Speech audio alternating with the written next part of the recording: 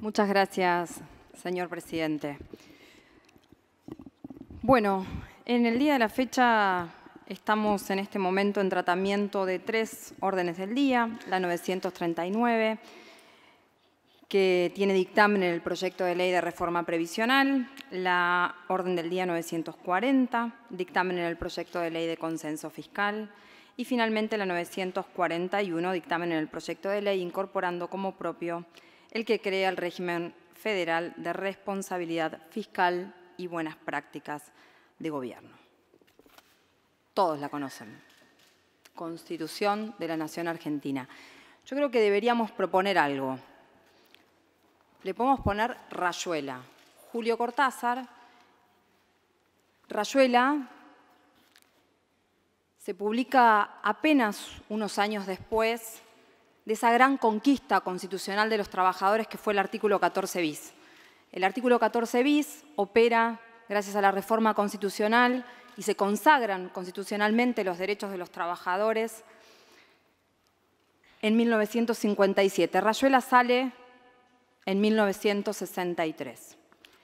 ¿Y por qué digo Rayuela? Primero porque quienes la han leído, y quienes no lo han hecho se los recomiendo, pone en juego la subjetividad del lector y además de poner en juego la subjetividad del lector, ofrece múltiples finales.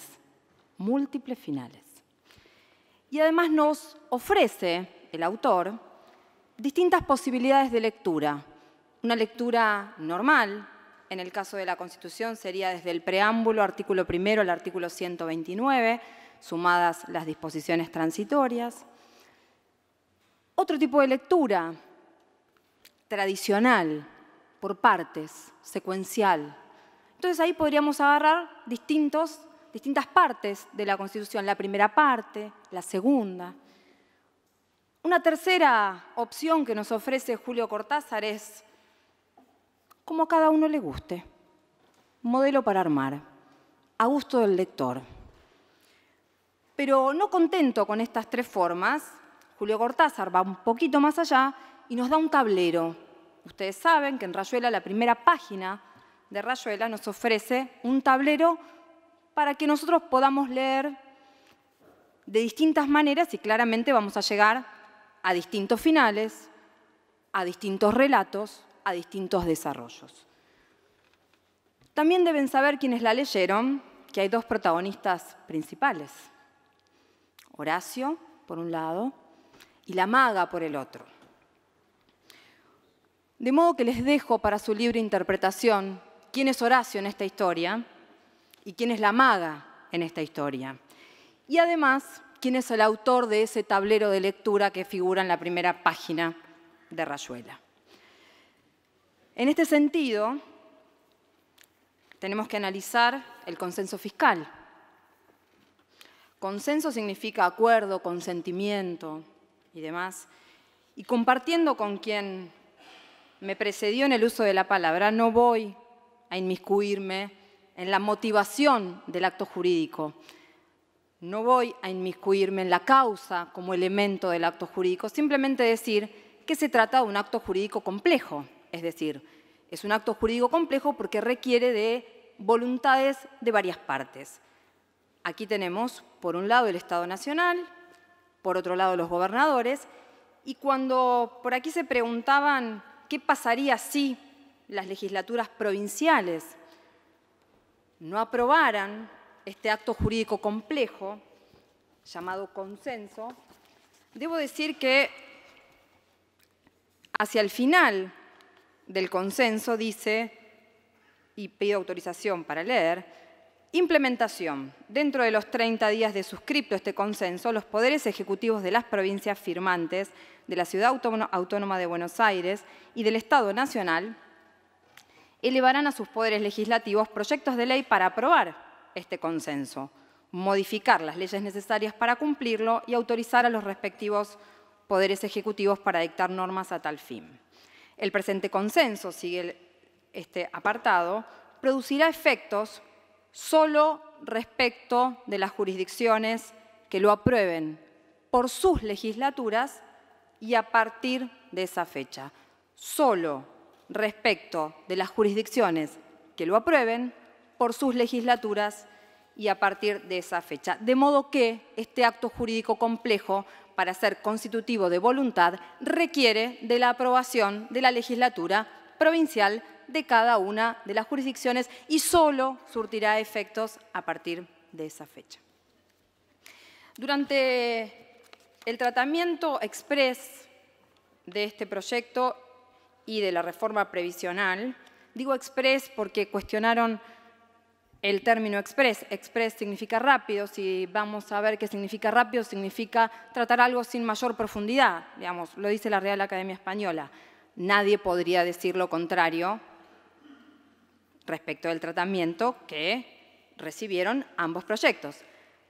Desde el año 57, con esta conquista de los derechos de los trabajadores y la movilidad de las jubilaciones, atrasamos a razón de 15 años por hora.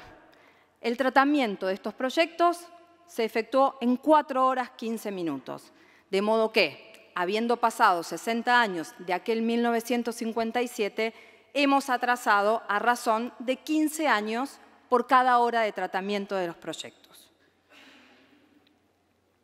Entonces, nadie podría discutir, cual Rayuela, que fue un tratamiento rápido, para no poner una palabra de otro idioma. Vamos al consenso. El consenso, bien dijeron, en ese tratamiento rápido, para no adentrarse con mayor profundidad en el tema, que solicita al Congreso, en realidad los gobernadores se obligan a aprobar el proyecto de modificación de la Ley de Responsabilidad Fiscal y Buenas Prácticas del Gobierno. ¿Es una ley provincial? No, es una ley nacional, pero se obligan a aprobarlo. ¿Derogar el artículo 104 de la Ley de Impuesto a las Ganancias es una ley provincial? No, es una ley nacional. También establecer un importe equivalente al recibido por las provincias del artículo 104 de la Ley de Impuesto a las Ganancias, ¿provincial? No, nacional. Incluir en el presupuesto general de la Administración Nacional para el ejercicio fiscal 2018 transferencia al Banco Nación, ¿nacional? No. Perdón, provincial, no, nacional. Impulsar la modificación del artículo 19 del proyecto de ley de presupuesto general de la Administración Nacional. Ley de revalúo impositivo. ¿Enviado por quién? Por el Estado Nacional. Impuestos sobre los débitos y créditos. Ley nacional.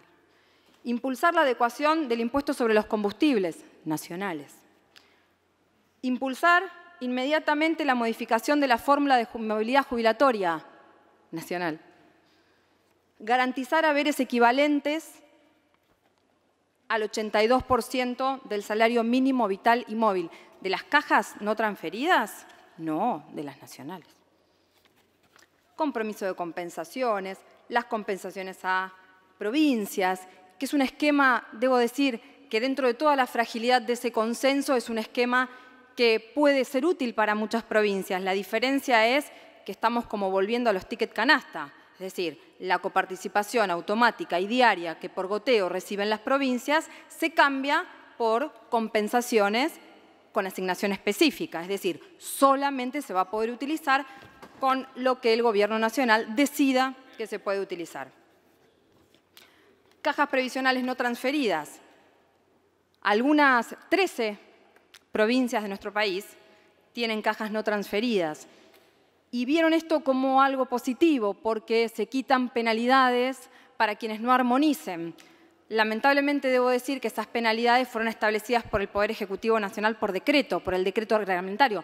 En este Congreso no se votaron penalidades para las cajas que no fueran armonizadas o que no iniciaran su proceso de transferencia a la Nación. Eso no está en el artículo 27 de la 27.260 sancionada por este honorable Congreso.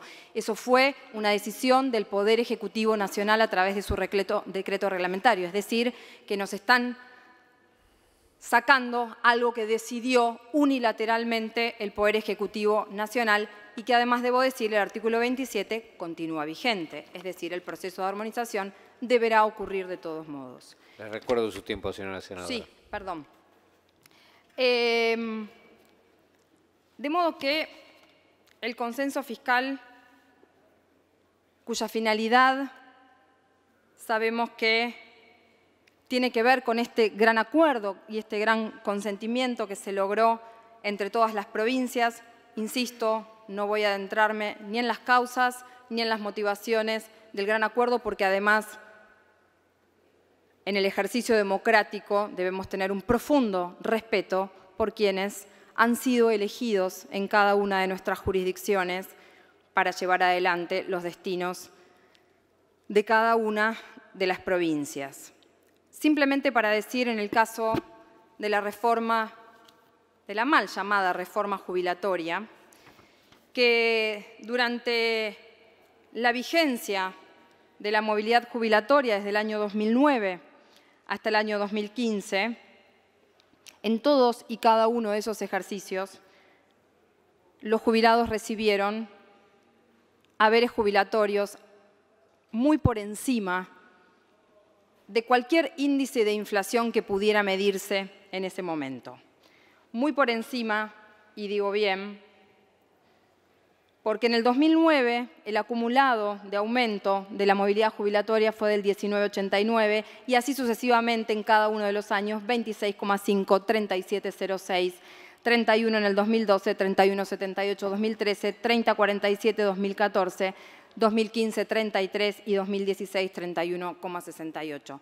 Ustedes verán que vamos a pasar de un acumulado de 31,68% a un trimestral en próximo marzo de 2018 de apenas un 5%. Y esto no lo digo yo, lo han dicho todos y cada uno de los periodistas especializados y de los expertos en la materia. De modo que simplemente decir que mucho se ha dicho sobre pragmatismo, y también debo decir que nosotros hemos aprendido que no se cambia pragmatismo por convicción cuando se gobierna y cuando se gestiona. Eso es un ejercicio de pura hipocresía.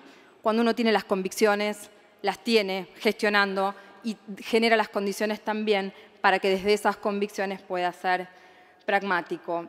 Y terminar simplemente con una canción que deben ustedes conocer, que dice brevemente, y me permito leer el final: si la historia la escriben los que ganan, eso quiere decir que hay otra historia, la verdadera historia. Quien quiera oír, que oiga. Nos queman las palabras, nos silencian, y la voz de la gente se oirá siempre como se oyó hoy en esta querida Plaza de los Dos Congresos. Muchas gracias.